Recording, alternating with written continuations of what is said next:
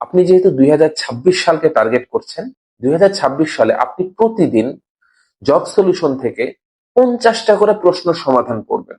50টা করে, বেশি না। ব্যাখ্যা সহ ডেইলি, এটা আপনার রুটিন। প্রতিদিন 50টা করে এমসিকিউ প্রশ্ন সমাধান করবেন। দেখেন, যে কোনো চাকরি পেতে হলে প্রথম ধাপ হচ্ছে প্রিলিমিনারি পরীক্ষা পাস হওয়া, যে কোনো চাকরির ক্ষেত্রে। তো আপনি এই ধাপে যদি দুর্বল থাকেন, আপনার নেক্সট ধাপ নিয়ে পড়াশোনা করে কোনো লাভ নাই। আপনাকে আগে এই ধাপে সবল হয়ে তারপরে পরের ধাপে চিন্তা করতে হবে। তাই প্রতিদিন আপনি নিয়ম করে প্রিলিমিনারি প্রশ্নের, যে কোনো সেটা প্রশ্নের হতে পারে, বিসিএস হতে পারে, যে কোনো জব সলিউশনে সকল ধরনের প্রশ্ন আছে। আপনি একটা লেটেস্ট জব সলিউশন কিনুন এবং এখানে প্রতিদিন 50টা করে প্রশ্ন আপনি ব্যাখ্যা সহ সমাধান করুন।